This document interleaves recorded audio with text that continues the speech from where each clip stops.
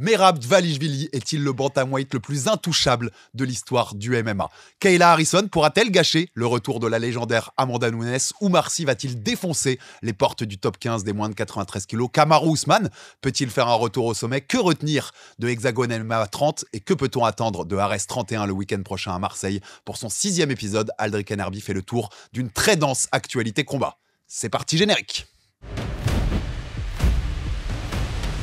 Aldric, on se retrouve à l'issue, je le disais, gros week-end de combat et gros week-end de combat à venir. On est dans une bonne période d'actualité. On va commencer bien sûr par l'UFC 316. C'était ce week-end dans le New Jersey.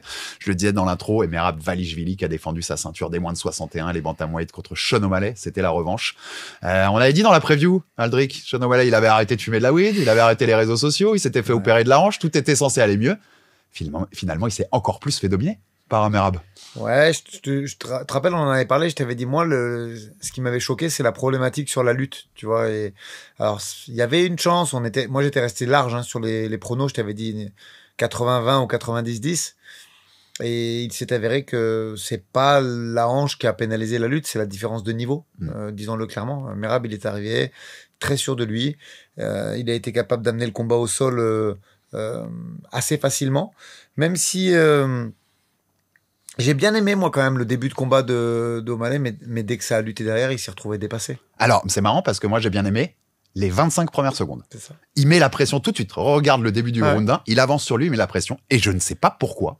Il met un coup de pied retourné. Et à partir de là, il se met à reculer. Il se met à reculer et il rentre dans le jeu de pression de Merab, qui lui s'amuse avec ses feintes de loin, mais qui en fait marche très bien. Elle serait ridicule en striking normal, mais elle marche très très bien avec le danger de la lutte qu'il apporte. Mais pourquoi O'Malley il change là d'un coup? Qu'est-ce qui fait qu'il change de plan? Tu sais, pression, peut-être qu'il s'est retrouvé en disant maintenant je vais... Parce qu'il l'avait bien fait contre Aljamain, ça. C'est-à-dire qu'il a avancé un peu, puis après il l'a laissé prendre du champ pour le contrer plein fer derrière. Donc peut-être qu'ils avaient travaillé là-dessus aussi, on saura jamais. Puisque là, vraiment, ça a été très rapide. Mais moi, je pense qu'il a fait ça pour essayer de l'aspirer un peu et de le contrer encore plus fort derrière, mais ça n'a pas marché. Moi, j'ai l'impression qu'au-delà de la différence de niveau que tu disais là, c'est pas le bon style pour O'Malley. Merab. J'ai l'impression que si tu fais ce combat 100 fois, peut-être que Merab le gagne pas 100 fois, mais on n'est pas loin. Je pense que le match-up, il est compliqué. Parce qu'en plus, il est plus compact. Contre Sterling, déjà, première chose. Contre Sterling, ça avait bien marché, mais tu me parlais de on va rester juste sur 10 fois. Est-ce que ça passe? Moi, je pense que Sterling gagne 8 fois sur 10. Ouais, j'en ai d'accord. Déjà, il y avait eu beaucoup de réussite. Sterling bien préparé, ouais. Qui prend pas là un peu, c'était pas short notice, mais l'UFC lui avait pas fait une fleur. Hein. Je suis assez d'accord, ça change beaucoup de choses. Donc déjà les match-ups contre des grappleurs, maintenant on sait qu'il a pas un niveau de défense de lutte très important. Et pareil, tu vois sur le Brabo qu'il prend, je pense qu'aujourd'hui c'est trop fort tout simplement. Non, il y a d'ailleurs à Sterling, c'est marrant que tu le cites, puisque sur les réseaux ce week-end, lui qui est passé au-dessus à 145 pounds, il a dit si O'Malley maintenant il peut pas battre le champion à moins de 61, viens en 66 et on se fait le combat en 66 au sommet de ma forme.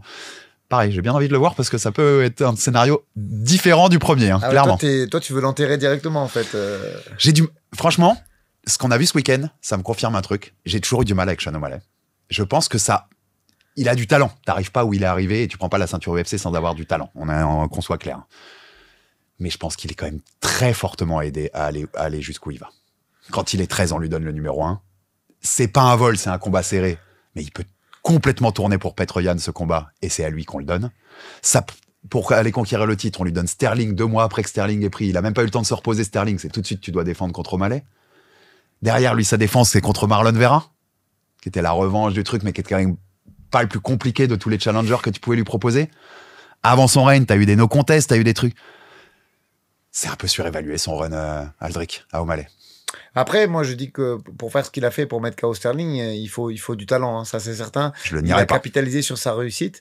Maintenant, il y a beaucoup de lutteurs là dans la division. Et je pense que ça va devenir, même pour son avenir global, ça peut devenir compliqué.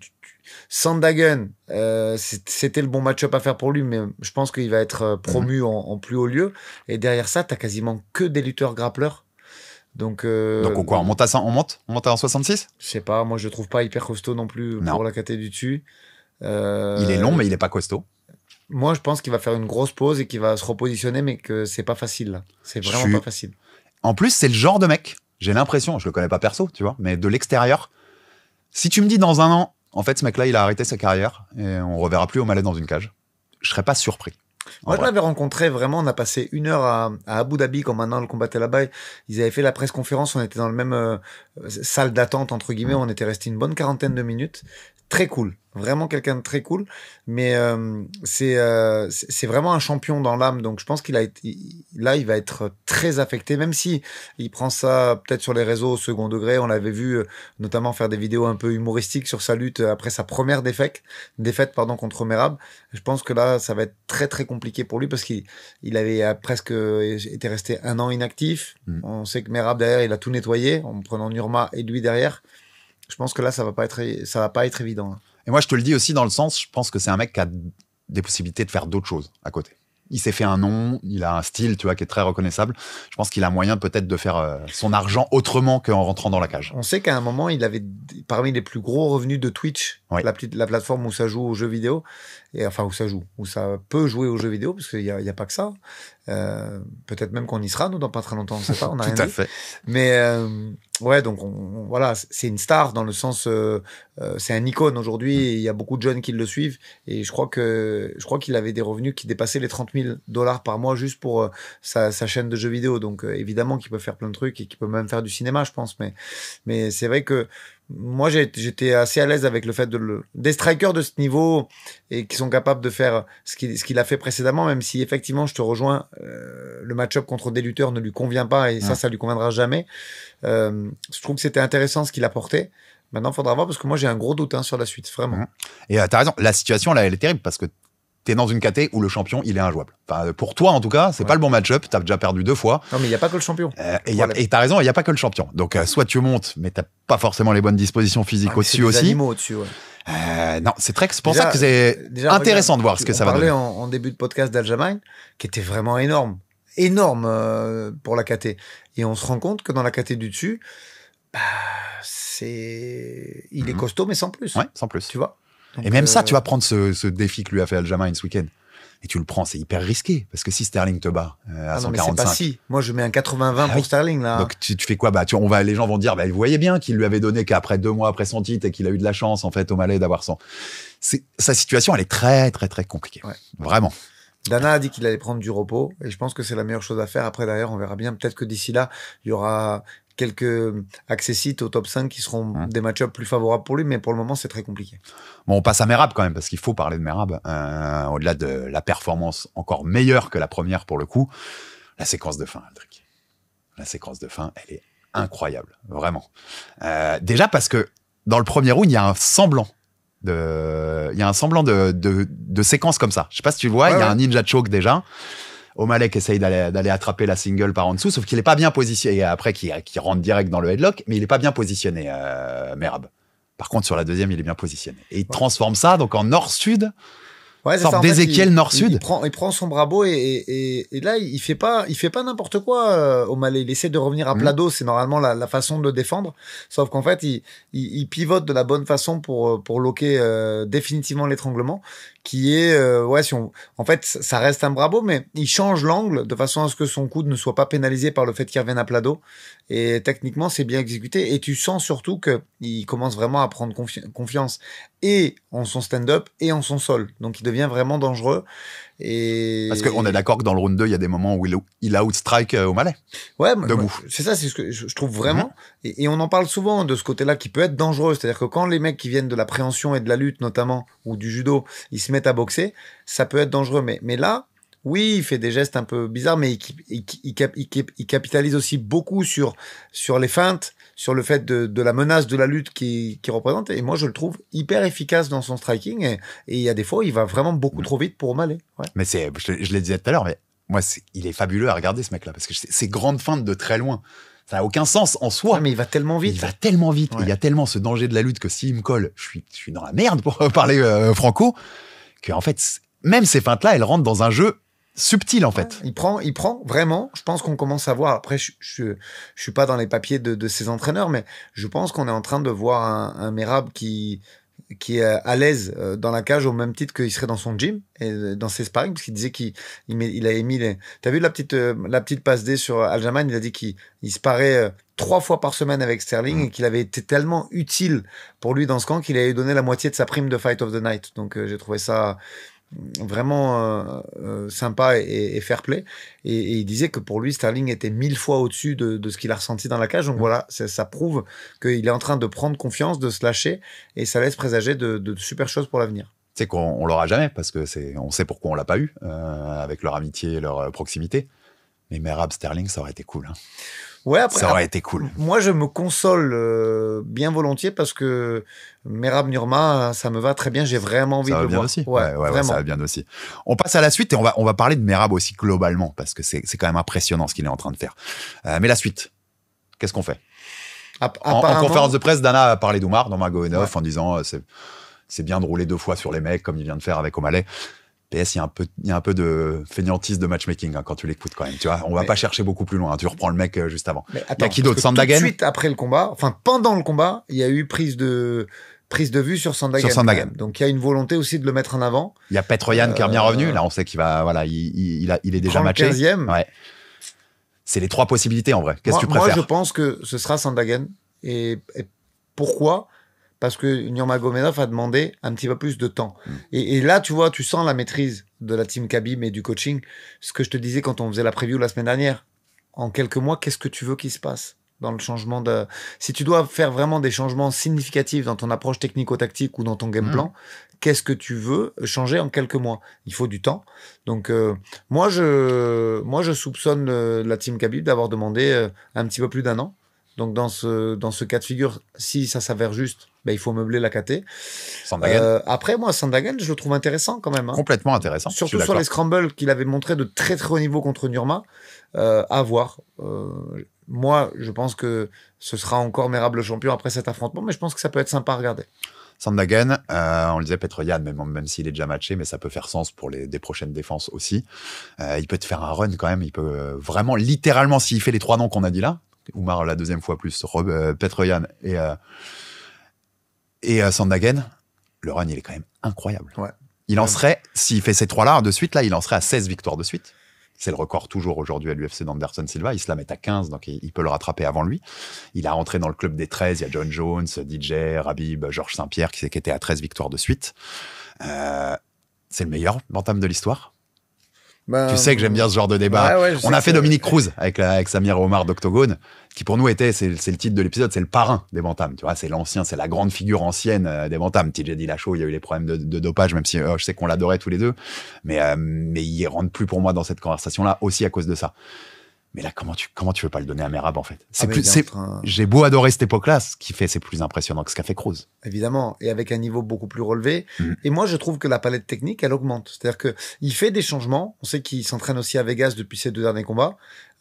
Chez Syndicate, en plus. Il a pas fait le choix de tout le monde et d'aller au Team Couture. Il s'entraîne chez Syndicate aussi maintenant, en plus de son équipe.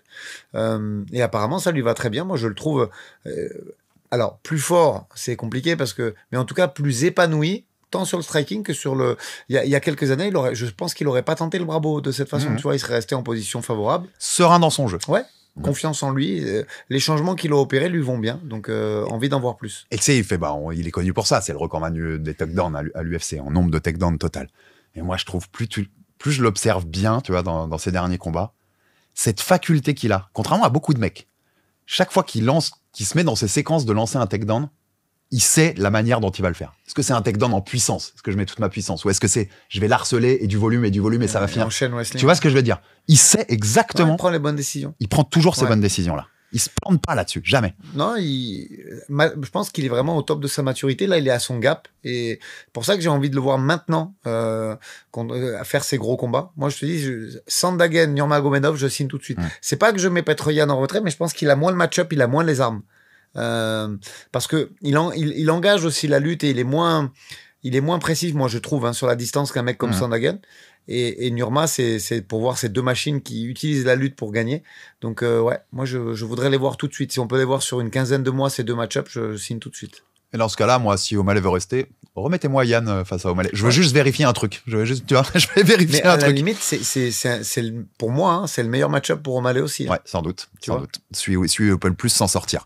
Et quand je te dis, j'entamais avec le sourire cette discussion, des bantams ou pas, on se dit souvent, il est dans la liste en haut, quoi, dans ceux qui ont fait l'histoire de cette catégorie-là. Mais quand tu regardes quand même ce qu'il est en train de faire, est-ce qu'on pourrait pas commencer à le mettre dans la discussion du plus grand de l'histoire, toute catégorie confondue? Alors, il n'est pas encore au sommet mais on a parlé la semaine dernière, tu parlais de Rabib, tu vois, que beaucoup mettent en GOAT. Le parcours de Merab, tu vois, il a rien à envier au parcours de Rabib. Il est en train de faire quelque chose d'exceptionnel. Voilà. Ça demande encore de la confiance. Pour moi, hein, à mon humble avis, ça demande encore une confirmation.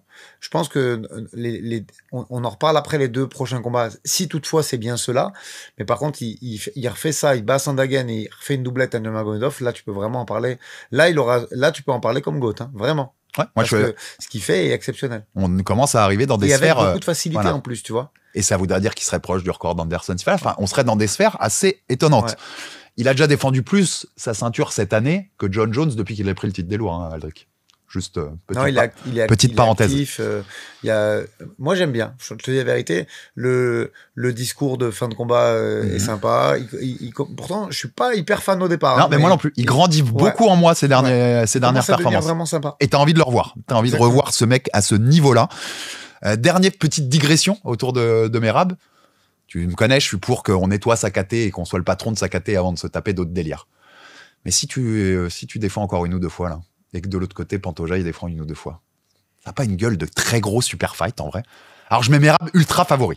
Je vais pas te mentir. C'est ça que j'allais dire. Moi, je suis inquiet. Ultra favori. Parce qu'il est, attention, c'est pas Sterling, mais il met les gants avec 3 fois par semaine. Il est costaud quand même. Il est costaud. Et non, mais j'ai l'impression que je vais faire mal à Pantoja en lui donnant ça, mais s'il défend encore Pantoja, il le mériterait peut-être. Alors, je sais qu'il a dit déjà qu'il préfère lui aussi défendre sa ceinture à 57.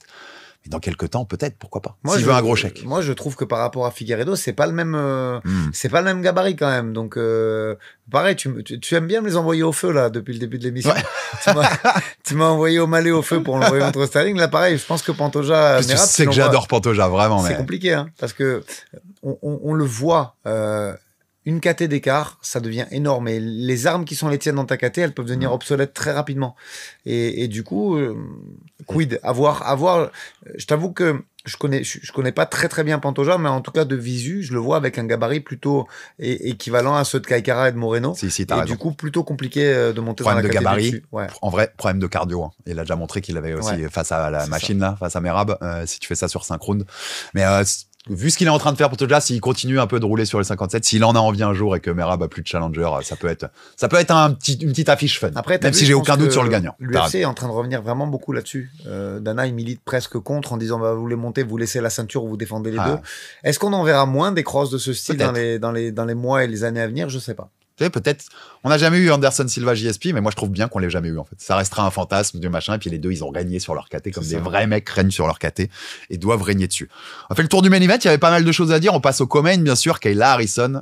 On l'avait plus ou moins annoncé, mais je crois que tout le monde l'avait annoncé, qui a pris la ceinture à Juliana Peña, soumission au round 2, et qui devient donc championne à l'UFC chez les moins de 61, les bantamweight, après avoir été 2 fois championne olympique de judo. Elle rejoint Henri Cerudo, c'était le seul qui avait eu une médaille d'or olympique et un titre UFC. Lui, c'était l'inverse, une seule médaille d'or et 2 titres UFC. Logique, Aldric. Rien dit enfin, tu vois. Non, mais logique, mais il faut quand même en parler. Moi, je l'ai trouvé progresser, c'est-à-dire que on n'a pas vu la même Kayla, je l'ai trouvé mieux sur ses appuis, avec une boxe plus variée. Moi, je note vraiment des progrès significatifs qui ont été faits depuis qu'on la voit et à l'UFC et auparavant au PFL. Elle se contente pas des armes qu'elle avait, sans progresser, c'est ça que tu veux dire. Ça travaille très dur. Moi, j'ai vraiment l'impression que ça travaille, et même sur le gabarit, c'est-à-dire que moi, je vois des ajustements. La semaine dernière, je te disais, moi, je vois un 90-10. Attention juste au cut, s'il est mal dirigé ou s'il laisse des traces. Et qu'est-ce qu'on a vu là? Moi, je la trouve un petit peu moins imposante physiquement. Je suis désolé de le dire. En termes de volume par rapport à la Kayla du PFL ou même la Kayla du judo, je la trouve plus fit. Qui fightait à 78 kilos en judo, on rappelle. Et même au PFL, qui fightait à 70. C'est-à-dire que si on reprend cette règle des 10%, elle devait être rendue à 77 peut-être le jour du combat. Et je pense qu'il y a vraiment un travail qui a été fait. Et aujourd'hui, je te dis pas qu'elle fait le poids facilement, mais je pense qu'elle a fait le travail de façon à pouvoir arriver dans cette KT et être durable et faire peut-être deux combats par an dans cette KT sans que ce soit épuisant. Ben j'en profite, alors, je sais pas si tu as des infos plus que ça en soi, mais c'est nos spectateurs qui nous a demandé, qui t'a posé la question, qui m'a envoyé pendant le week-end, de savoir, demande à Aldric, est-ce qu'il sait comment une nana comme ça peut cutter pour faire 61. Mais ça paraît fou vu d'où elle vient. Moi, je pense que son poids qui devait être aux alentours des 80 kilos à son époque judo, voire 77, elle l'a baissé de façon significative. C'est-à-dire qu'aujourd'hui, je pense que hors combat, elle doit être aux alentours de 73 kilos et que elle descend en dessous des 67 pour pouvoir faire son cut. Qu'elle déshydrate de 5 kilos, peut-être 5,5, mais avec la masse musculaire qu'est la sienne. Et c'est quelque chose de dur, mais faisable. Et que derrière, elle doit nous faire un rebond aux alentours de ce poids-là, au jour du combat. Mais je pense que si on compare, amusez-vous à regarder ces combats au PFL, je pense que il y a un gros effort qui a été fait au niveau poids et au niveau fit. En tout cas, elle le fait, elle a fait le poids de championnat, elle a pris la ceinture, et bien sûr, on s'y dirige tout droit. Amanda Nunes était présente, elle est montée dans la cage, comme ce qui était attendu. Elle avait d'ailleurs dit que, pour le coup, même si Peña avait gagné, elle voulait revenir et prendre ce fight, ce qui aurait été la trilogie. T'es excité? Ça t'excite, Harrison Nunes? Ouais, parce que, comme je te disais, je pense que l'ancienne Kayla se serait fait blaster, mais punie. Là, t'as plus de doutes. Ouais, parce que sur le cadrage, mais vraiment, il y a un vrai travail. C'est-à-dire que c'est pas que son pied-point. On n'en fera jamais une boxeuse thaï ou une boxeuse anglaise, mais elle est prudente sur son cadrage. Elle prend son temps. Il y a des variations maintenant de niveau. Elle se contente plus d'avancer tout droit. Tu vois, moi, je pense vraiment que Nunes, elle est bien plus forte que Pacheco. Et donc, si ça avait été au même stade à cette époque, et pourtant Pacheco qui était une 57 à la base, hein, il faut tout recontextualiser. On avait, une Harrison qui était très costaud, qui, à mon avis, devait dépasser les 75 kilos le jour du combat, mais face à elle, Larissa Pacheco, à l'UFC, elle combattait à 57 et à 61. Donc, c'était pas bon, c'était tout en puissance. Là, elle est fit, elle se déplace, le cadrage est bon, le pied-point est varié, elle fait des changements de niveau, elle accélère quand il faut accélérer. On a vu un cage control vraiment maîtrisé. Aujourd'hui, elle est capable de tout faire, que ce soit des attaques sur le haut du corps, que des crochetages, que des hanchés. Son cage control est complet. Et en plus de ça, maintenant, au sol, pareil, American Top Team, je pense, gros travail sur le grappling. C'est plus position, plus frappe.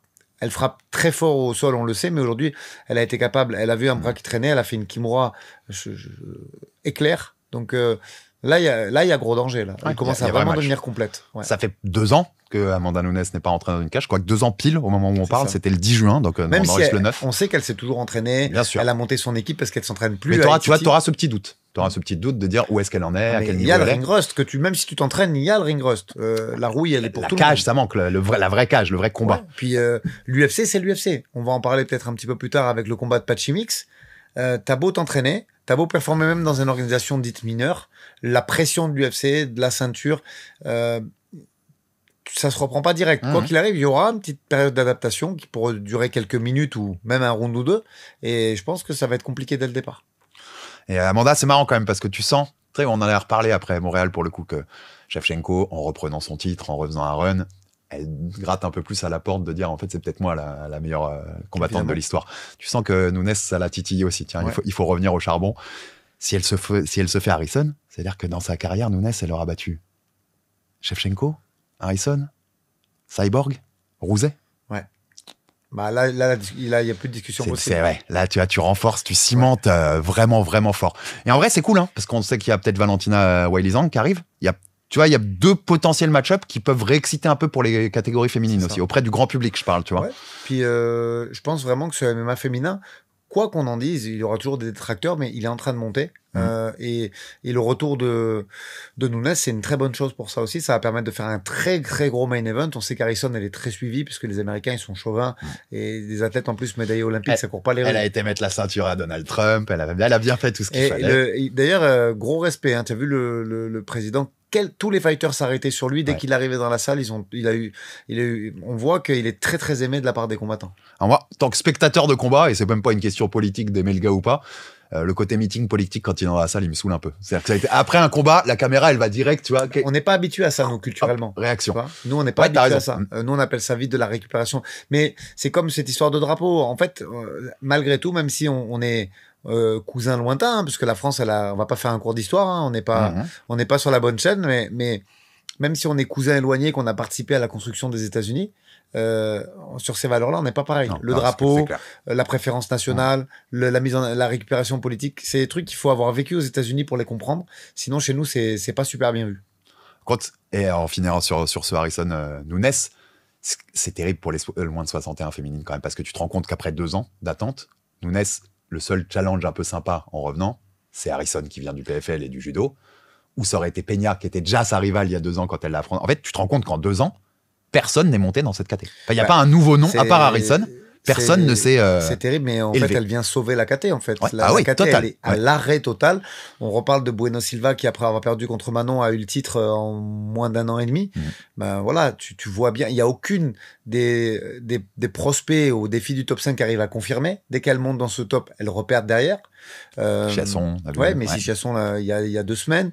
Donc, il y a, on parle là, en petite pensée un peu franco-française, bah, il y a un monde où Nora, en 2 combats, elle peut avoir son mot à dire très rapidement. Oui. Donc, il y a la place dans celle-là. Il y a vraiment, elle est à l'arrêt, cette KT. Donc, 1 ou 2 KO et 2 victoires d'affilée, et t'es challengeable à cette ceinture. Donc, ça peut être intéressant. Et aucun doute que Nora en est consciente de ça. Donc, elle sait qu'il y a une carte à jouer, tu vois, si t'as raison, t'enchaînes 2-3 perfs vraiment marquantes et tout, tu montes très très vite dans le top 5 et dans les discussions, parce qu'il va bien falloir trouver des challengers après le Harrison Nunes, pour le coup. Comme ça, mais pronostic bien trop tôt, Harrison ou Nunes, comme ça, sans justifier. C'est vraiment compliqué à juger. Moi, j'ai vu beaucoup de progrès d'Harrison, et il y a quand même 2 ans d'inactivité de Nunes.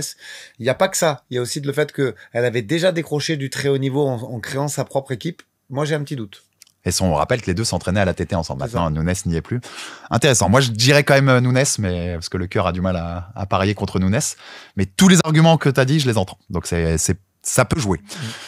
Sur cette UFC 316, on finit ce débrief avec Patchy Mix. T'en parlais juste avant, l'ancien champion du Bellator qui venait faire ses débuts en bantam à 135 aussi, donc à 61 kilos. C'est quelqu'un qui restait sur une énorme série de victoires, que moi j'adorais littéralement au Bellator. Enfin, j'aime beaucoup Patchy Mix. Je croyais beaucoup dans ses possibilités de faire quelque chose à l'UFC. Et puis il n'était pas là. Alors, est-ce que c'est trop de pression, ce que tu disais tout à l'heure? Est-ce que c'est un niveau qui finalement est inférieur à ce qu'on lui propose là? C'était contre Bautista, on rappelle. Il s'est pris un tacle de Dana White en conférence de presse. C'est même plus un tacle, hein, c'est une Kalachnikov qui lui a mis. Il a dit les gens qui arrivent d'organisations, de mineurs, petites organisations, d'organisations mineures. C'était dur à entendre. Après, Pitbull a perdu pour ses débuts. Patchy Mix, il fait des débuts qui sont cata. Chandler, il est qu'à 2 victoires et 5 je sais pas quoi. 5 défaites, je crois. En général, quand ils font venir des mecs d'autres orgas, à part de Riner, qui est vraiment exceptionnel, lui, il vient pas du Bellator, il vient du One. Et pour l'instant, les 2 seuls contre-exemples, mais il faut toujours des contre-exemples dans une règle, c'est 2 Riner et c'est Kayla Harrison. Pour le reste, ils se prennent des murs à chaque fois parce que les match-ups sont compliqués. À l'époque, t'avais les mecs, Jim McKee, s'il venait à l'UFC, vous verriez. Pas sûr, hein. Quand on voit tout ça, pas sûr. Après, je pense que c'est pas une question de niveau, là, c'est vraiment une question de pression. Oui, mais ça joue. Sans rentrer, on n'est pas people dans Jab Live, mais tu sais, quand ton travail, c'est aussi avec ta compagne, c'est plus compliqué. On sait que sa femme a échoué contre Welling pour la ceinture, ça met un Wood. Derrière, ça devait lui mettre encore plus de pression pour ses débuts à l'UFC. Et il s'avère que une boxe très rigide, mais c'est pas lui ça. Donc je pense qu'il y avait beaucoup de pression. Alors il y a un coin où c'est lui quand même. Moi j'avais beaucoup observé ça même sur les réseaux, sur des réseaux d'analystes US que je suis, qui notaient aussi. Il se faisait quasiment jamais mettre la pression. En plus avec sa taille au Bellator, les mecs le mettaient très peu sous pression. Mais quand tu le mets sous pression, Patchy Mix, les rares fois où c'est arrivé, il bouge pas la tête, ce mec-là. Non, il a des grosses déficiences sur la défense. Il y a des strikers très dangereux comme les frères Diaz, pour ne parler qu'eux, qui ont une boxe un peu rigide aussi, mais qui arrivent à générer des dégâts parce qu'il y a la puissance pour aller avec, ils mixent bien, ils gèrent mieux les séquences de corps à corps. Là, il y avait rien. Il s'est fait vraiment, sans être méchant, il s'est fait rouler dessus. Même si je trouve Bautista fort, je m'avais agréablement surpris contre Aldo. Je le trouve complet. Parce que qu'on pense qu'il le gagne ou qu'il le perd ce combat contre Aldo, en tout cas, il a fait déjouer Aldo. C'est ça. Il l'a fait déjouer. Et en plus, en striking, je le trouvais déjà pas mal. C'est-à-dire que tout le monde dit c'est un grappleur. Non, c'est pas un grappleur, c'est pas un lutteur. Il est très complet. Il met beaucoup de pression. Et pour moi, il a pas vu le jour, Patchy Mix, pendant ce combat. Ah, mais ça peut dépendre aussi. C'est-à-dire que je veux pas, moi, dire il y a pas de règles. peut y avoir des champions qui viennent d'extérieur. De Reader, t'en parlais. Je pense que l'autre Nurmagomedov, s'il venait, ça ferait du mal aussi, tu vois. À 70, je pense que le chemin est pas tracé pour le moment. C'est pas tracé, mais il pourrait faire des il serait bien placé. Nous, on peut penser de côté du KSW à notre Saladin Parnasse, qu'on a toujours espéré, enfin fantasmé de voir, et ça arrivera plus tard, voilà, sans doute, contre les mecs de l'UFC. Mais tu as raison, les lumières, le côté je suis enfin à l'UFC, et tu vois, c'est autre chose quand même, c'est un grand cirque, il y a le côté média, il y a le côté machin. Bah, tu peux le prendre dans la tête aussi. Bien sûr. Peu importe ton niveau, en fait. Sûr. Et puis je te dis, je pense que même s'il avait déjà vu ça par Tatiana Suarez, qui est sa compagne, ça te met une très grosse pression. C'est une machine à pression. Et tu dois pas te louper, toi, tu vois, depuis les années que t'annonces. Surtout quand on te vend comme le numéro 1. Eh oui. Tu vois. Et que toi, depuis des années à l'extérieur, tu dis, les mecs de l'UFC, je pourrais les taper. De toute façon, t'es obligé d'assumer, là, quand t'es dans cette cage-là. C'est ça. Et des fois, le poids de la pression, il est dur sur les épaules, quand même. Restons à l'UFC, mais plutôt côté preview, un peu plus rapidement, mais on y reviendra pour le coup la semaine prochaine, parce qu'il y a un bel UFC à Atlanta le week-end prochain. On n'est pas à l'Apex pour un Fight Night, là, donc les cartes sont un peu plus belles et fournies. Et notamment, notre Oumar Sy contre Menifield, numéro 15 des moins de 93 kilos. C'est le test pour rentrer tout simplement dans ce top 15. On sait, sa catégorie, c'est moins fourni. On l'a déjà expliqué ici, les moins de 93, en quelques victoires, tu peux arriver dans ce top 15. C'est un gros test pour Oumar, mais un test où j'ai énorme confiance sur le fait qu'il est capable de le passer, Aldric. Est-ce que c'est un test ou c'est un passage de flambeau? Oui, je crois. Parce que, attention, c'est un mec du top 15, donc c'est quand même dangereux, mais Menifield, c'est quand même 38 ans, je crois, aujourd'hui. Moi, et en plus, stylistiquement, tu vois, le match-up, pour moi, il est très, très bon pour Oumar. Moi, j'y crois vraiment. Je pense que physiquement, il a quand même l'avantage de la fraîcheur. On sait qu'il a fait un camp. Alors, j'espère qu'il n'y a pas de. On rappelle que c'est un report ce combat parce que Oumar s'est blessé. Je crois qu'il y a quelqu'un qui lui est tombé sur le genou à Ititi quand il faisait son camp pour le précédent combat qui était prévu au mois de mars, si je dis pas de bêtises aussi. Donc à voir. J'espère qu'il n'y a pas de séquelles de cette blessure et que le combat n'ait pas été repris trop vite. Mais si Oumar est à 100%, je pense vraiment qu'il a les armes pour faire déjouer Menifield et pour s'imposer. Alors. Facilement, c'est jamais le cas. Quand tu disputes une place de top 15 de ta catégorie, c'est jamais facile. Mais ça peut visuellement paraître facilement si tout se passe bien, je pense. Et est-ce qu'on dort trop sur Oumar, Aldric? Parce que quand on va préparer cette semaine notre Jab Culture, on fera la carte de l'UFC Paris. Donc quand je regardais les possibilités pour un Oumar qui aurait battu Menifield là à Atlanta, il y a plein de match-ups dans le top. Quand je remontais, plus tu remontes le top 15 là, il y a plein de match-ups où je me disais attends mais ça irait bien à Oumar. Non, on dort pas, je pense que... Attends, ça, tu vois, je trouve qu'il y a un vrai chemin pour lui, quoi. Un vrai chemin assez vite vers le haut. Il a montré beaucoup de prudence, peut-être trop. Il y en a qui comprennent pas que dans ces cas-là, tu peux te faire éteindre facilement. Oui, aussi, bien sûr. Donc, il a du fight IQ, il est prudent, je pense que ça lui convient bien ce qu'il fait à Ititi parce qu'il a les sparring aussi pour le faire progresser. Donc, déjà, moi, première chose que j'ai envie de voir, c'est quel cap il a passé. Pendant son camp à l'étranger parce que c'est des fighters qui progressent de combat en combat et je pense qu'on ne dort pas du tout. Il y a vraiment un réel chemin. Après, il y a des mecs plus dangereux quand tu vas t'approcher du top 5. Il y a des mecs qui peuvent vraiment frapper très très fort et on en parlera. D'ailleurs, ceux qui ont battu son adversaire, quand tu réfléchis, Murakanov et Huberg, ça peut être plus compliqué. Mais pour le moment, il faut rester sur cet affrontement-là. Moi, je le vois passer pas facilement, comme je le disais, mais d'une façon très convaincante. Un des deux noms que tu as cités pourrait être un nom pour Paris, d'ailleurs. En cas de victoire, à Atlanta. Mais pareil, tu vois, à part Murakanov qui est un peu plus complet, Hulberg, je le trouve un peu orienté, vraiment. C'est un gros bagarreur. Mais pareil, quand on sait que Oumar Sy aujourd'hui, il brille par son cage control et son grappling également, s'il arrive à... Moi, je pense qu'il peut vraiment finir assez facilement à Hulberg si toutefois il arrive à l'amener au sol. Tu vois, donc il y a des chemins de victoire un peu partout. Maintenant, c'est à lui. J'espère qu'il pourra. On va être très honnête. C'est que ce soit lui ou que ce soit Nora. Là, je fais une petite digression pour notre carte de l'UFC Paris sur laquelle on va travailler. C'est des combats qui sont à peu près quand même. Ouais, je suis complètement d'accord. Et on vous en dit pas plus sur Oumar parce qu'on espère pouvoir vous le proposer en interview avant ce combat-là et aller un peu plus loin avec lui aussi depuis les États-Unis sur ce défi face à Menifield. Sur cette carte, il y a aussi un retour très attendu, même si finalement on n'en parle pas tant que ça. Je dis très attendu, mais je trouve qu'on n'en parle pas beaucoup. C'est Kamaru Usman qui revient octobre 2023, son dernier combat contre Chimaev. Là, c'est de retour donc contre Buckley, Joaquin Buckley, qui est sur une série de 6 victoires de suite, qui commence à se rapprocher les tops. Ouais. En gros, pour Buckley, c'est le test face à un des gros de cette catégorie. T'y crois encore? T'y crois au retour de Kamaru, là, après 2 ans? Non. Ouais, moi, en vrai, je vais être méchant, je vois pas trop l'intérêt. Non, moi je vois l'intérêt, c'est de crédibilité. Cette KT, on en a parlé, je crois, il y a 2 épisodes de Aldric et vous. Elle est hyper intéressante à 77. Il y a beaucoup de prospects. Ça bouge. Et je pense que tu sais, c'est comme au tennis, il faut la wildcard, l'invitation pour pouvoir prétendre à ces sommets.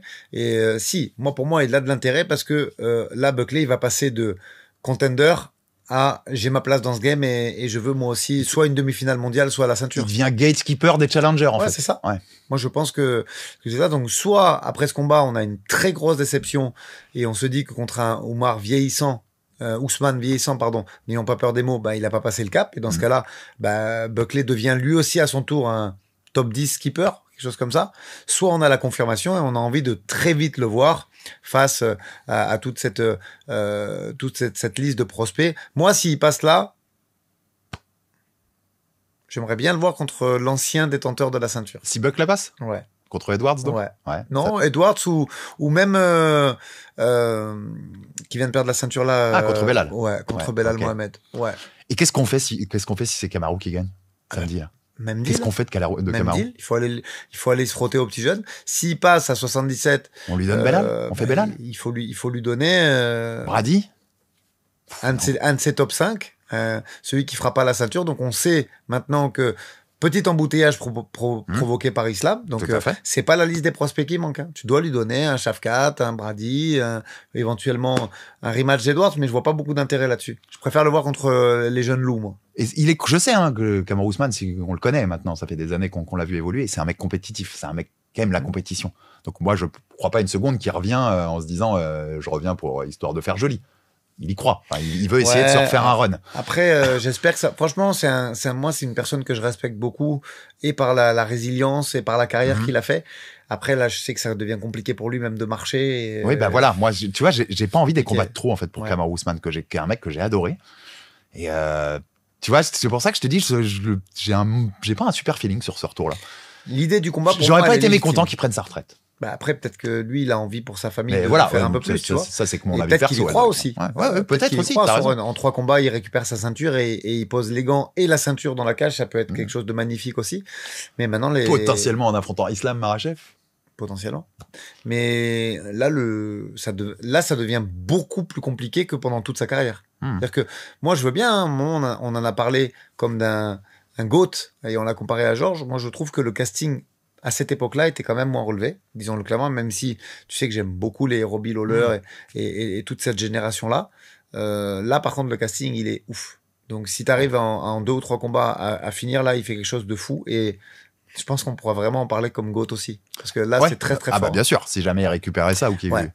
Et c'est un nom. Donc, de toute façon, s'il commence à faire un run et à enchaîner des victoires, le public va suivre. Le public va vouloir Kamaru contre les grands noms de la KT.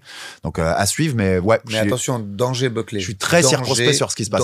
Danger Buckley. Vraiment. Et oui, même rien que là, ça peut déjà ne pas passer contre Buckley largement, quoi. Pour moi, ça Buckley, passe pas. il s'est réinventé en 77, quand même, complètement. C'est un animal. Il est pas très grand, mais Kamaru non plus, mais physiquement, c'est un animal. Et puis c'est autre chose, quand il était en 84, tu la voyais pas cette différence-là. En 77, elle compte, elle pèse. Moi, j'aurais plutôt tendance quand même à voter Buckley aussi, parce que j'ai du mal et ça fait tellement longtemps qu'on n'a pas vu Kamaru. C'est ça.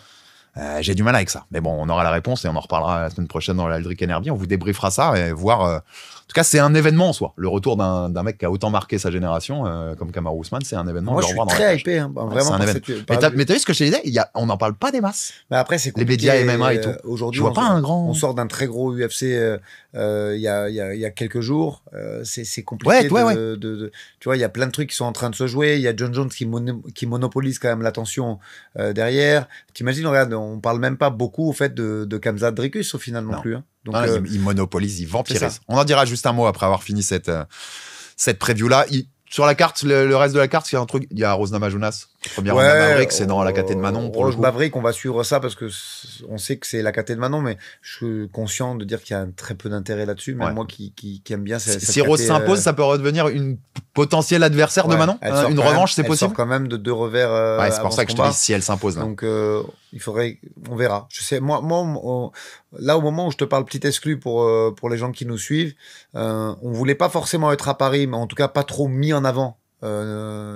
Donc on y sera peut-être, mais sur un combat de retour, mais qui se négocie en ce moment. Donc c'est encore trop tôt pour en parler. Même, je pense qu'on sera fixé d'ici 1 à 2 semaines.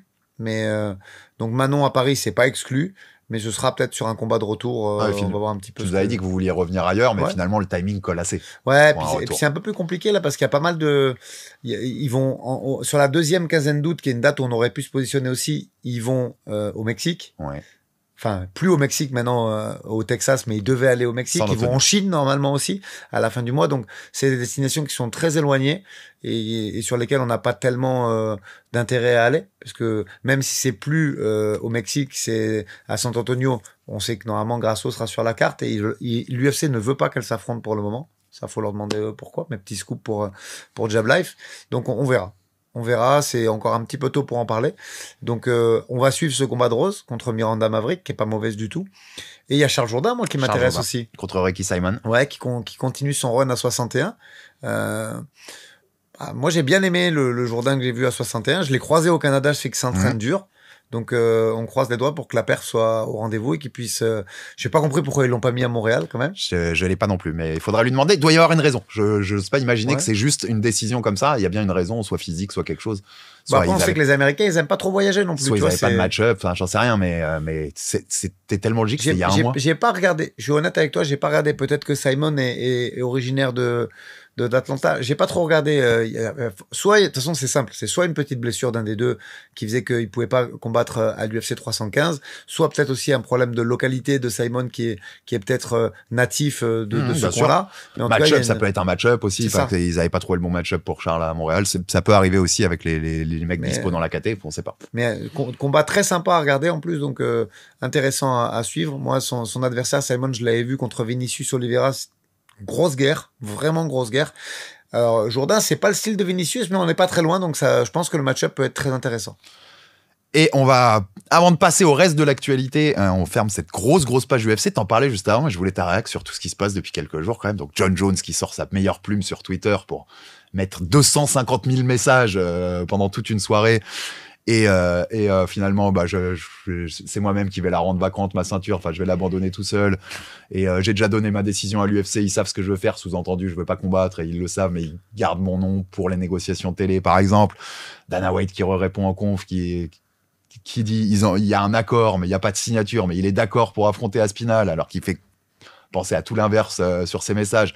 Il parle de Ngannou, il dit à l'UFC, ce serait bien que l'UFC fasse revenir Ngannou, parce qu'on sait que le contrat avec le PFL s'est arrêté, et que la porte pourrait être ouverte.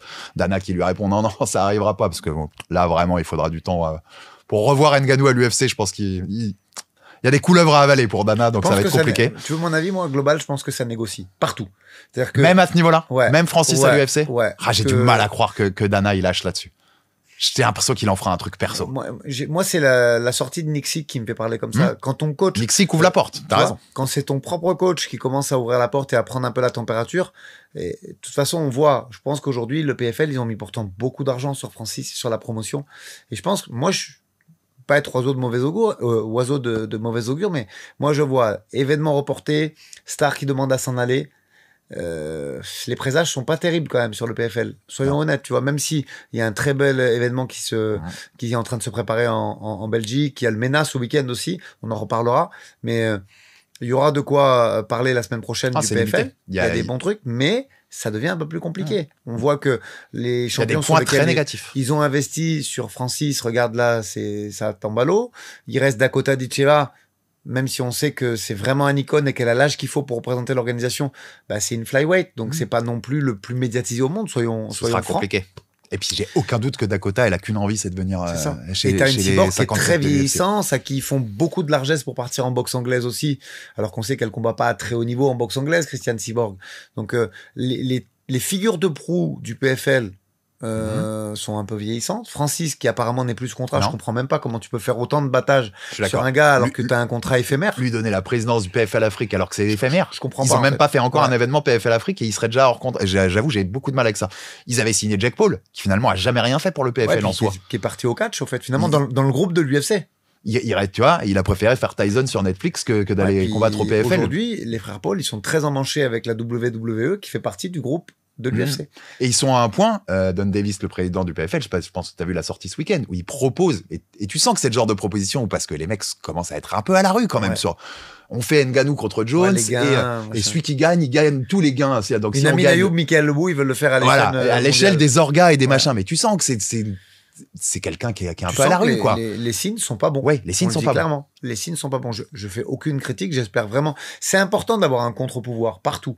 Donc aujourd'hui, si le PFL, on sait que on va même pas parler du GFL, hein, qui n'a même pas vu le jour, mais c'est quand même important qu'il y ait une Ligue 2 pour que déjà les combattants puissent s'épanouir. Il faut qu'il y ait une vie pour le gars qui a une famille et un frigo à remplir. Il faut qu'il y ait une vie après l'UFC.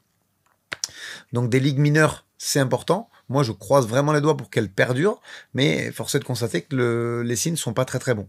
Et si tu devais, si t'étais parieur et que tu devais parier sur toute la situation dont on a parlé là, John Jones, il recombat? Moi, j'y crois pas. Moi non plus. Connor et John Jones, j'ai fait mon deuil, moi. Il est destitué vite ou pas? Non. Non, on attend la fin des. Je pense qu'il y aura même une ceinture trucs de droits intérimaire qui télé. va se jouer, ouais. On a un Ghana Spinal avec une ceinture intérimaire. Pas pour Pas la à vraie Paris. ceinture. Pas à non, Paris. pas, mais pas pour la vraie ceinture, encore. Après, je sais, franchement, la politique de l'UFC, elle est compliquée. On sait que Sur ce thème-là, Dana, il aurait accordé un Dana White privilège à Volkov, en disant qu'il a été viré, mais sauf qu'on n'en parle plus du non, tout de ça. du tout. En disant qu'il a été volé, enfin en tout cas grugé un peu par les juges sur la décision. Tu sais comment ça va se passer? Moi je sais pas. Hein. J'ai aucune. Est-ce qu'on verra Cyril maintenant qu'il a terminé ses obligations? Je sais pas encore d'ailleurs, j'ai pas encore regardé un œil à son film sur Netflix, mais Pas apparemment encore non plus. c'est un très bon film.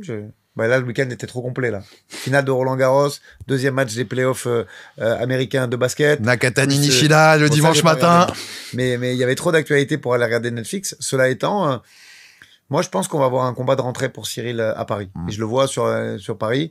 En attendant de On voir en ce qui va se parlera passer, dans le Job Culture, ouais. en attendant de voir ce qui va se passer après de l'autre côté. Mais en fait, c'est pas ce qu'on a envie de voir. On ne sait pas ce qu'on a envie de voir. Mais Il y a qu'un seul truc que t'as envie de voir. C'est ça. On en reparlera bien dans ce Job. Il y a qu'un seul truc que t'as envie de voir. c'est ça. Et la dernière question, un peu nos pronostics. Ngannou Jones, on le voit un jour? J'y crois pas non plus. Non. Voilà. Et Non. est-ce qu'on revoit Ngannou à l'UFC? Moi, très, très troublé par l'interview d'Erin Nixick. Je comprends même pas ce qu'elle vient faire là, surtout qu'en plus, il manage pas directement Non, il Francis. est que l'entraîneur. Ouais, donc j'ai pas du tout compris. Ouais, je vais te dire, je te l'ai dit tout à l'heure, je pense que Dana aura beaucoup de mal, quand on connaît Dana White, son ego, et c'est, je le dis de façon négative mais positive aussi, hein, c'est un mec, ce genre de gars, ils ont de l'ego, c'est pour ça qu'ils réussissent aussi. J'ai du mal à croire qu'il va laisser ça de côté pour laisser Francis revenir. Mais il y a un gros mais. C'est qu'aujourd'hui, il y a les patrons au-dessus de Dana White. Ça. Il y a le groupe TKO, tu le disais tout à l'heure. Il y a beaucoup de sommes en jeu, les Harry Emmanuel, les gens comme ça. Donc, est-ce qu'un mec, à un moment, vient le voir et lui dit, hey, c'est une superstar quand même, Francis. Il a l'occasion de revenir là. On peut faire un super coup avec lui. Mets ton mouchoir devant les yeux. Tu vas fermer tes yeux et accepte ça, Dana, parce qu'on a besoin de Francis. Et on a envie de l'avoir. C'est marrant que tu me dises ça, mais je sais pas ce que tu as pensé, mais moi j'ai été vraiment très étonné de voir Hunter Campbell à la gauche de Donald Trump. D'habitude, c'est Dana c'était la place de Dana, tu vois. Donc, est-ce que il y a une passation de pouvoir qui est en train de se faire et il va rester, je pense. Il sera toujours figure emblématique de l'UFC avec son What's Up Everybody quand il présente. Dans le grand public, personne connaît Hunter Campbell. Mais américain. En termes de commandement, j'ai l'impression que ça bouge.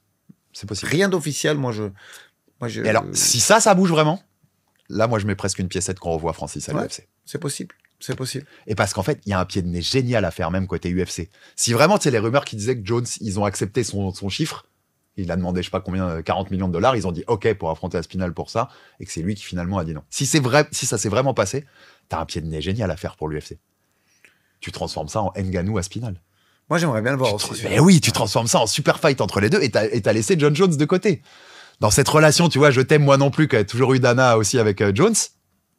Ouais. Why not? Il y a une histoire. Après, ce qui je trouve dommage, c'est que tous ces prétendants-là n'ont aucune actualité. La KT, elle est à l'arrêt. Ouais, elle est à l'arrêt. Volkov, Pavlovic, Cyril Gane, Francis Ngannou. Tu les as pas vus combattre depuis combien d'années? On les a bientôt oubliés stylistiquement, tu vois. Et Ngannou de retour, ça ferait un peu bouger le truc. Ouais. Parce que tu aurais ce truc, je le veux contre Aspinall. Et si on se faisait une revanche contre Cyril Gane? Parce qu'en fait, le premier, il était quand même très serré. Il y aurait beaucoup de choses qui s'ouvriraient avec Francis. J'espérais qu'on le voit. Je te dis, si c'est que Dana qui décide, j'ai du mal à le croire. Mais j'espère que ce sera pas le cas et qu'on pourra voir Francis de retour à l'UFC. Grosse page UFC, Aldrich, c'était normal, il y avait beaucoup d'actu. Mais il y a aussi de l'actu en France. Il y a aussi du MMA qui se passe en France et du beau MMA. Déjà, on va commencer par la preview avant de le débrief de ce qui s'est passé ce week-end, mais on sera ce samedi 14 juin à Marseille, à Arès 31, je l'ai dit, avec en main event Axel Sola, le représentant du Boxing Squad niçois qui défend sa ceinture des moins de 70 contre Riles Oudela. Et le co-main event, c'est Ilyes Giroun, que tu connais bien également, qui lui va tenter de prendre la ceinture, c'est contre O'Connor, l'invaincu. Deux beaux combats, déjà. Surtout, moi, je vais pas te mentir, le co-main, il me plaît presque plus que le main. J'aime beaucoup ce combat de co-main event. Qu'est-ce que tu peux me dire sur les deux combats? Qu'est-ce que tu peux me dire sur Axel et Ilyes avant ce double rendez-vous à Marseille? On va commencer par Ilyes, parce que c'est le co-main. On a un Josh O'Connor qui est un jeune très, très prometteur, qui... Très beau combat contre Aziz Ali à l'Arès de Nice, d'ailleurs. Moi, je pense que Ilyes, c'est pas Aziz Ali, même s'il a un très, très gros palmarès en boxe thaïlandaise. Je pense déjà, ce style en gaucher qu'il a va être très problématique et plus l'athlète qu'Ilyes est devenu, c'est-à-dire que c'est plus aujourd'hui un striker. Ilyes, il est capable de tout faire. Tu vois, c'est pas, il a 8 guillotines à son actif sur Tapology ou Sherdog, mais c'était un peu son style à Ilyes avant, c'est-à-dire qu'il te boxait et si tu te jetais, il prenait cette guillotine. Aujourd'hui, c'est un athlète qui est complet. On l'a vu contre De Freitas, il est vraiment capable de boxer, très très grosse boxe anglaise. Son bagage pied-point, il l'avait déjà. Et derrière ça, il y a une lutte solide, un très gros sol. Donc moi, je suis extrêmement confiant et je pense que l'affrontement va être magnifique pour cette ceinture des 66 de l'Arès. O'Connor, qu'est-ce que t'en penses? Parce que je t'ai dit, moi, chaque fois que je l'ai vu, je l'ai pas vu énormément combattre non plus, chaque fois que je l'ai vu, il m'a beaucoup plu, ce petit gamin. Il est patient. Il a un striking très propre, très beau cache contrôle et il capitalise bien sur la ceinture, donc il est capable de faire des choses intéressantes. Maintenant, moi, je le trouve talentueux, mais il reste jeune et je pense qu'Ilyes est meilleur dans tous les compartiments. Donc après, un combat, c'est un combat, surtout sur 5 rounds. J'espère vraiment que Ilyes va pouvoir montrer, pas gagner, j'espère que Ilyes va montrer tout son potentiel et on sera déjà très bien comme ça. On en profite pour dire qu'aussi, on vous fera découvrir mieux Ilyes Giroun avec une belle interview dans les jours à venir et que si jamais il prend la ceinture et que tout va bien, peut-être qu'il nous fera comme Baris la dernière fois. Est-ce qu'on n'aurait pas un Aldric Enerby la semaine prochaine avec deux champions de l'Arès et 2 ceintures de l'Arès? C'est effectivement très possible. Maintenant, il faudra voir en espérant qu'il n'y ait pas de blessure et que les résultats soient en notre faveur. Pareil pour ce main event. Riles Oudela contre solide, Axel Sola. Costaud. Super combattant. Avant que tu me donnes ton analyse, toi, je te donne mon ressenti. Super combattant, ouais. Ça fait une belle affiche. Je vois Axel quelques niveaux au-dessus quand même. Alors, évidemment, Axel est, je pense, plus complet. Après, Riles, on a vraiment un gros respect pour lui. C'est un mec qui a pris Thibaut Gouti. Mec qui a pris Amin Ayoub, tu vois. Super solide. J'ai aucun souci là-dessus. Ouais. C'est fort, c'est costaud, ça a du punch. Très grand aussi pour la KT. Donc, beaucoup d'expérience, plus de combats qu'Axel en pro. Bien sûr que si on fait le global amateur pro, non, mais voilà, il est très expérimenté. Il sera à la maison. Oui, tout à fait, le Marseillais. Ouais, donc il faut vraiment s'en méfier. La seule chose qu'on peut dire, c'est qu'on l'a pris très au sérieux. Axel est déjà en avance sur le poids, de façon à être vraiment au top pendant ce combat. Il y a eu un gros travail sur la diète, je sais, d'Axel. Franchement, il y a eu un gros travail sur tout. On a vraiment fait les choses. Il est venu un peu au Canada. Il a pris mettre les gants avec des gros champions canadiens, des mecs qui sont au PFL, des mecs qui sont au Samouraï, des mecs qui sont à l'UFC. Donc, il allait s'entraîner au Tristar. On a essayé de faire bien les choses pour que ce camp soit dur et qu'il puisse s'ouvrir vers d'autres sparring. Donc, une chose est sûre, Axel est à 100%. Et Ilyes aussi, d'ailleurs. Donc, on les verra au maximum de leurs possibilités samedi soir à Marseille. À l'heure où on se parle, je sais que tu as toujours la question à chacun de combat de Axel ou de Virgile, mais on sait s'il y a une possibilité que la porte s'ouvre pour l'UFC derrière ça ou... En fait, t'en sais pas plus que ça et que quand je te pose la question, t'as pas plus de news que moi, en fait. Non, en fait, je vais être vraiment très honnête sur le process. Aujourd'hui, les matchmakers de l'UFC, ils te disent s'ils sont intéressés par un profil ou pas. Voilà. Ça, c'est très clairement, tu peux dire à ton athlète si c'est oui ou si c'est non. Le problème, si tu veux, c'est que le oui, avant qu'il se transforme en contrat, ben, il y a une temporalité, il y a une demande. On sait que, en fait, toutes les KT aujourd'hui sont trop nombreuses. Ils écrèment partout. Kevin en parlait un petit peu lors de son interview. Si, pour ceux qui ont écouté, sinon, je peux vous renvoyer à l'interview de Kevin qu'il a fait avec toi où il parle un peu de ça. Aujourd'hui, ils sont obligés de cutter parce que, malgré tout, il y a que 52 semaines. Et il y a quasiment déjà un event par semaine. Donc, bien évidemment, ils sont surstockés. Est-ce qu'il faut revoir la politique? C'est-à-dire qu'on sait maintenant qu'ils proposent un 4 combats et qu'ils essayent d'en faire au moins 2 ou 3 en règle générale. Donc, et du coup, à chaque fois qu'il y a un remplacement, ben, le remplaçant reste dans le roster. Celui qui est remplacé aussi, ça fait des doublons. On sait aussi que ça signe beaucoup au Dana White Contender Series. Je rappelle quand même la genèse de ce concept. Normalement, il fallait finir au premier round. Pour ça, signer. c'est un poil transformé. Bah, aujourd'hui, 90% des gens qui gagnent sont signés. Et 17% de ceux qui perdent. Parce que ceux qui perdent sont aussi parfois signés. C'est une stat qui est intéressante. Ça veut dire qu'en fait, si tu ajoutes les deux, il y a 107%. Bon, c'est une stat un peu échafaudée, mais tu as compris le raisonnement. Donc, il y a effectivement ça au milieu, plus la relance de leur The Ultimate Fighter, où ils signent aussi en général pas un mec. Normalement, sur le papier, c'est que le finaliste qui signe. En général, on sait que par saison, ils signent 4, 5, 6 mecs. Donc, tout ça fait que les places sont chères. Après, moi, je suis quand même très confiant là parce que, donc, allez, je vais vous donner un scoop. La candidature d'Axel a déjà été proposée à l'UFC. Nous, on l'a proposé, ils nous ont dit oui. Ils nous ont demandé un short notice en Arabie Saoudite auquel on n'a pas pu répondre. Trop court. Il venait de combattre à l'ARES. Ça, c'est pas des faits, c'est la vérité. J'en atteste personnellement puisque c'est moi qui manage la carrière d'Axel. La porte, elle est ouverte déjà. C'est ça que tu veux me dire. Ouais. Aujourd'hui, il a pas mal de faits qui sont intéressants pour l'UFC. On sait que l'UFC est partenaire de l'IMAF à hauteur d'1 million de dollars par an. Axel a été numéro 1 mondial IMAF presque 1 an et demi. Donc voilà, il y a des accessites. On est bien. Après, on verra. Il y a un très gros challenge qui s'oppose à Axel samedi. Et derrière ça, on verra de quoi demain est fait. Mais je pense qu'effectivement, dans la logique, il faudrait que ce soit son dernier combat hors UFC. Ça sera bien, parce que c'est ce que je disais en souriant, mais ça t'empêchera qu'à chaque interview sur Axel ou à chaque interview d'Axel, on lui pose toujours cette question-là, parce que à force, ça doit quand même être chiant. Donc, on a fait le tour sur le RS à Marseille. On vous le conseille donc le week-end prochain avec ce main, ce co-main. Petit débrief de ce qui s'est passé à Hexagone MMA 30. C'était ce week-end à Reims. On en avait parlé la semaine dernière, Aldric, en faisant une mini preview. Il y avait le main event, on va en reparler, co-main event avec Monsieur Greg MMA, Grégory Buchlagem, et Zakaria Hamou, Tarzan, qu'on attendait beaucoup. On va refaire un petit point, comme on avait présenté ces trois-là, on va faire un petit point sur ces trois-là rapide. Greg MMA, si tu veux, pour commencer. Ouais. Déjà, qu'a annoncé, tu sais, moi je t'avais dit, Greg MMA, ce qu'on veut, c'est qu'il affronte Ibra TV. Je sais pas si t'as vu, il a reconfirmé hier sur RMC que c'était tendu pour que Ibra combatte, donc c'est un combat qu'on verrait peut-être jamais. Là, dans ce cadre-là, moi je commence à me dire, je vois l'intérêt de faire combattre Greg. Il fait vendre des places, il fait remplir les salles. Finalement, il fait découvrir d'autres combattants parce qu'il attire sur son nom et ça permet de voir des Zakaria Hamou ou des Dizzy, comme on a vu dans le main event. Donc, je trouve que c'est important qu'il fasse ça. Mais sportivement, ça mène pas à grand-chose, quoi. Ouais, après, moi, j'ai bien aimé dans... Je respecte, hein, c'est pas ils font ce qu'ils veulent. Déjà, pareil, tu vois, on parlait de trucs un peu franco-français. Chez nous, ça se fait pas trop. Après, il y a plein de shows comme le KSW et l'Octogone où ça se fait, alors que ce sont des organes majeurs en Europe. Ils sont peut-être en train de créer un truc, Hexagone là. On a un peu du mal, nous, sur ces trucs-là.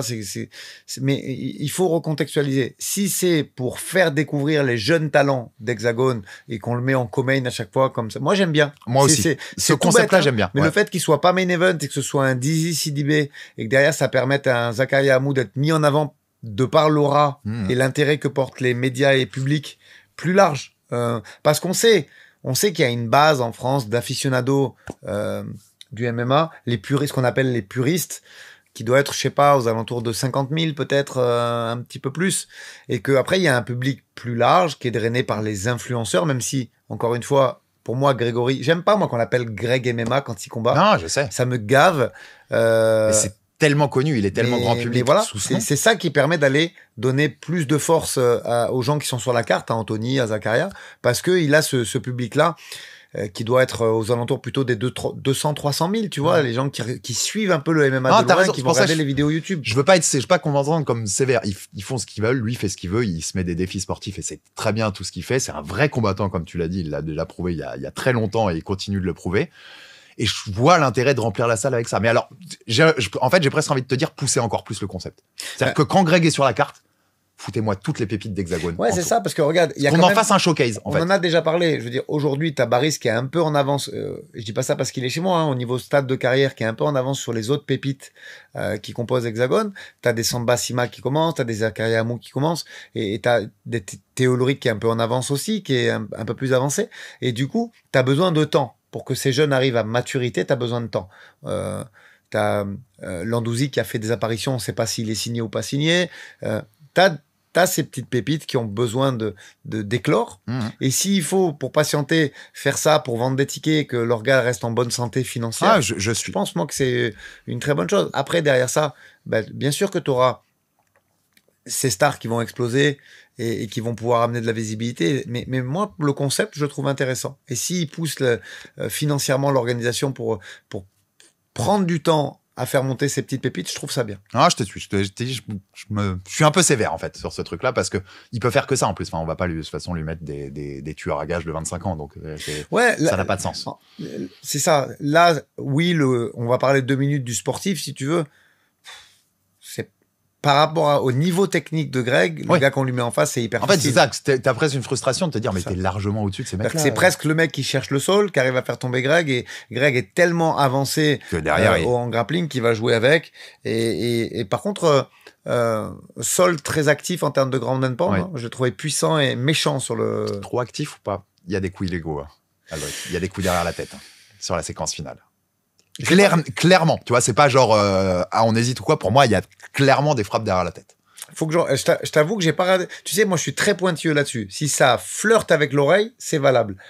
J'en ai vu un ou deux qui flirtaient pas. Non, je suis honnête avec toi. Maintenant, sur la globalité, tu sais, c'est rapide, c'est dur. Je sais que c'est dur. Les têtes qui bougent, les machins. C'est ça. C'est plus compliqué à appréhender. Après, oui, le combat était clairement unilatéral et il y a aucune différence de niveau. Ils peuvent le faire 10 fois et il se passe 10 fois. Oui, c'est ça. C'est pas remettre en cause avec toi ou quoi, mais il y a 2-3 coups illégaux. Et puis je comprends. C'est l'arbitre, c'est le moment de Greg, il y a toute la foule qui est machin. Bon, t'as un ou deux coups illégaux, le combat est terminé 5 secondes après. Il intervient pas, Qu'est-ce que tu veux? C'est pas très grave en soi. Zakaria Amou, avant de finir sur le main, on fait Zakaria peut-être rapidement. Ouais. C'était 4e combat pro. 2 petits mots juste avant Zakaria. La guerre atomique que nous ont fait Lévy et Monstro. Alors, oui, au sol, c'est pas d'un niveau technique très abouti. Mais ceux qui ont la chance d'avoir le replay sur RMC, regardez, très intéressant. Petite passe D aussi à Léopold Goy, qui conforte sa place. Alors je sais qu'en ce moment, il y a un bis-bis, puisqu'il y a eu victoire, puis défaite en no contest pour la ceinture des 57 avec Michael Aljarouj et son adversaire brésilien, dont j'ai plus long en tête directement. Je sais qu'ils ont fait une réserve, les Brésiliens, et que sur le papier, Michael a obtenu le no contest, donc à voir s'il va y avoir rematch ou pas. En tout cas, Léopold Goy qui se place comme un concurrent potentiel à cette ceinture des 57, je trouvais intéressant de le signaler. Zakaria Amou, hyper intéressant. Toujours de potentiel qui confirme, Zakaria. Et là, par contre, ils ont pas blagué. C'est-à-dire qu'il prend un mec classé 900e Fight Matrix, qui a vraiment 78%, je crois, de 74% de finish. Donc, hyper intéressant. On sent qu'il a besoin de se construire. Moi, je te donne mon avis. Dans ce combat, j'en ai vu 2 des Zakaria Amou. J'ai vu celui du premier et du 3e. Et j'ai vu celui du 2e qui était un peu plus à l'arrache, on va dire. Mais par contre, sur ce premier et ce 3e round, moi, j'ai beaucoup aimé. On voit je crois qu'il vient du Sanda à la base ou un truc comme ça, une discipline un peu pied-point. C'était le travail qu'il a fait sur son jab et sur ses calf kicks était exceptionnel. Il y a beaucoup de maturité chez ce garçon. Pourtant, il vient de démarrer, hein. Il est tout jeune. Sa mobilité, c'est explosif. J'ai trouvé ça très intéressant. Il y a beaucoup de qualité. Ouais. Et premier round, on va le résumer comme ça. Très beau travail de distance. Calf kick et jab, vraiment. Les changements de niveau. Le niveau de défense au sol, parce que le Brésilien était pas manchot au sol, il défend la clé de bras, il s'affole pas. Derrière, il fait son ground and pound. Très intéressant. Cette mobilité qui a fait sa force au premier et au 3e, il la perd, moi, je trouve, un peu au 2e round. C'est pour ça que je t'ai dit tout de suite mobilité, parce que moi, c'est un des points que j'ai noté tout de suite avec lui. Globalement, pareil, cette activité qu'il a au sol, il l'a plus. C'est un sol plutôt de position qui fait quand il arrive à faire tomber. Et on retrouve ce Zakaria au 3e où il fait la diff et il montre vraiment qu'il vient pas pour rigoler. Hein. Et là, tu parlais combat, mais je trouve qu'il a un package un peu global, Zakaria Amou. Il a un nom. C'est un surnom très bien trouvé Ouais, il a une gueule, hein, clairement. Et il a une gueule, c'est ce que j'allais te dire. Donc, tu vois, dans le package global, on le sait, du business MMA aujourd'hui, il a des avantages. Il a des choses à son avantage et j'ai hâte de voir où va le mener la suite. Ouais, puis on a vu Johnny Fraché dans son coin. Arnaud Templier. La Sourdine était là. La Sourdine pour l'encourager. Et non, c'est... Il y a du monde derrière lui. Ouais. Il y a du monde qui croit en lui. C'est ça. Ouais. Et je pense vraiment... Bon, j'espère qu'ils grilleront pas trop vite les étapes. On sait que c'est une KT où il faut être... Là, ils sont allés chercher un gros challenge déjà. Et je trouve que ça s'est très bien passé. Mais ouais, à voir vraiment, on a envie d'en voir plus de le potentiel est là, il est énorme. Et on finit, t'en parlais, Tony Dizzy dans le main event, contre Sidibé qui s'impose, qui prend cette ceinture. Qu'est-ce que tu peux nous dire sur ce combat-là? Qu'est-ce que tu as noté? C'est 5 rounds. Et là, il faut sortir un petit peu des schémas populaires et populistes. C'est-à-dire que il y en a plein. J'ai pas regardé les réseaux sociaux, mais je pense qu'il y en a beaucoup qui vont dire ouais, c'était chiant parce qu'il y a pas beaucoup de striking. Tu l'as lu? Je l'ai vu un peu passer. Bon, ouais. Tu vois, je suis honnête avec toi. Maintenant, c'était pas chiant. Si on aime les schémas de striking, plutôt ce qui est orienté à l'UFC aujourd'hui, passez votre chemin. Ouais. Après, on a Anthony Dizzy qui fait de la lutte en chain wrestling, c'est absolument effrayant ce qu'il est capable de faire. Oui, il oublie un petit peu le striking. Effrayant dans le bon sens du terme, pour ceux qui n'auraient pas compris. C'est absolument magnifique. Je reviendrai un peu sur ce qu'on a eu de la chance de voir là-dessus. On a un Banjou Sidibé qui a un très bon striking, mais qui malgré tout n'arrive pas à l'exploiter. Vraiment, j'ai eu des séquences switch gaucher-droitier où en gaucher il privilégie plutôt les kicks et en droitier la boxe. Banjou, j'ai trouvé qu'il a fait un très très bon combat. Ça passe pas loin, mine de rien. Non. Même si c'est une décision unanime, moi je pense que c'est une histoire de quelques momentum en lutte. En fait, j'ai l'impression que Dizzy exploite mieux ses forces que Sidibé exploite les siennes sur ce combat-là. Sidibé nous a montré un striking d'un niveau absolument effrayant aussi. Mais il y a des enchaînements de chain wrestling où il part sur single leg, il tente le fauchage, du fauchage il passe dans le dos, du dos il rentre le genou à l'intérieur. Vraiment, c'est école, c'est cas d'école. Et derrière, il y a des phases où il a un grand endpoint, surtout en demi-garde, plutôt agressif. Et là, il mérite ses rounds. Il y a d'autres fois où tu vois qu'il a besoin de récupérer. Et je pense que ce combat se joue essentiellement au 5e, où on a Anthony Dizzy clairement fatigué. Et Sidibé qui arrive pas à exploiter. Il arrive à générer le scramble et à se remettre debout, mais globalement, il arrive pas à exploiter. Il se refait enfermer dans un schéma de cash control où il perd sa chance parce que c'était à mon avis sa seule chance de scorer et voire même de finir le combat. Mais pour ceux qui sont vraiment aficionados du chain wrestling et des scrambles, il y a beaucoup de choses à regarder dans ce combat. Et nouveau champion donc des moins de 66 de l'Hexagone MMA pour Anthony Dizzy. Donc félicitations à lui. Et Aldric, on finit avec le dernier débrief du week-end. C'était l'AEC. Alors moi je vais pas te mentir, je l'ai pas regardé. Il y avait tellement d'actu ce week-end et un peu de boxe aussi du côté du Japon. J'ai pas eu le temps de le regarder, mais t'avais 2-3 trucs à noter sur cette AEC. D'autant qu'on a eu beaucoup de demandes pour le coup en DM de gens qui voulaient qu'on en parle. Ouais, c'est ça. On a eu une vingtaine, un peu plus de 20 demandes de parler de cette AEC, notamment des 3 derniers combats.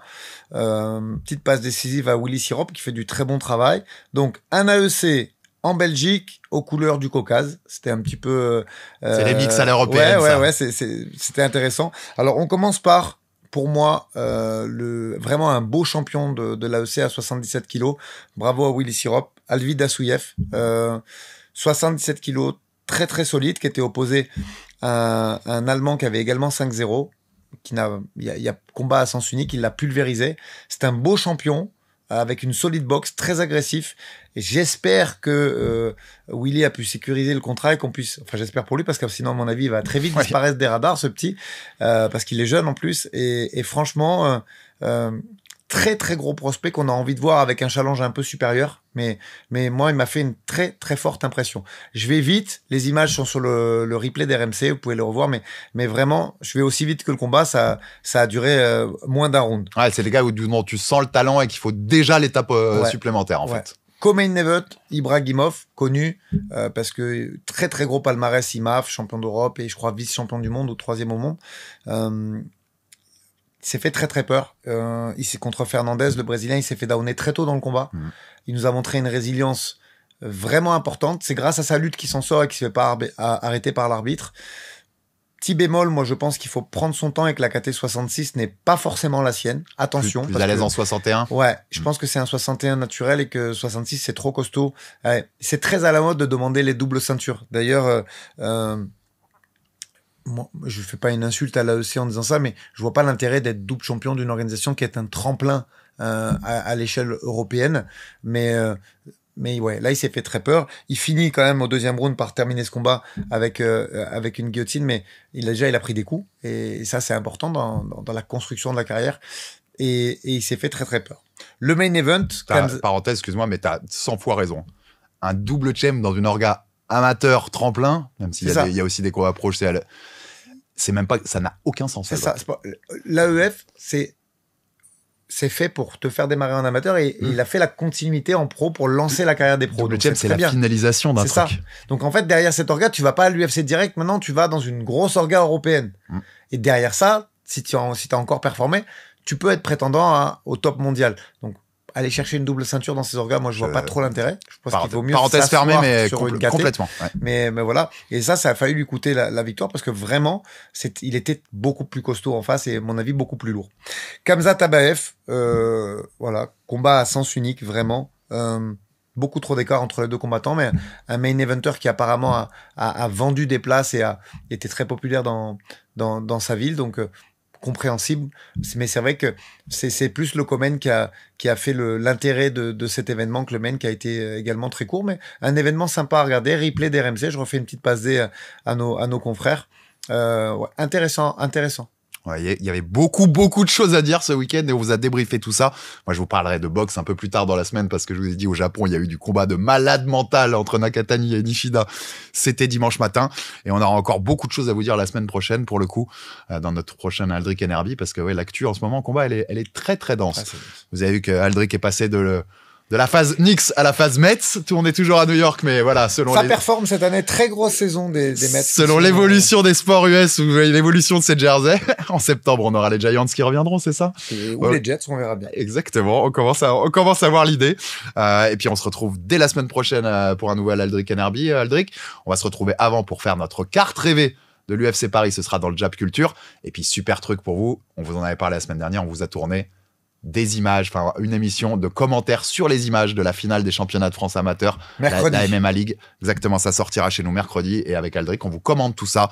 On vous fait un top 10 des plus beaux finishes de ces finales à Polytechnique. Donc c'est un nouveau format qu'on présente avec des images. On espère que vous serez nombreux au rendez-vous parce que c'est le premier, mais on compte que ce soit pas le dernier. Nous, on a kiffé à le faire. De là, exactement. Et on espère pouvoir continuer à vous proposer ce genre de choses. Merci Aldric, on se retrouve la semaine prochaine. Commentez, abonnez-vous, likez, vous savez, ça fait toujours avancer le bousin et ça nous donne de la force. Et on se retrouve dès la semaine prochaine pour un nouveau Aldric Enerby et puis toute la semaine, comme d'habitude, sur Jab Live. Salut à tous, ciao ciao.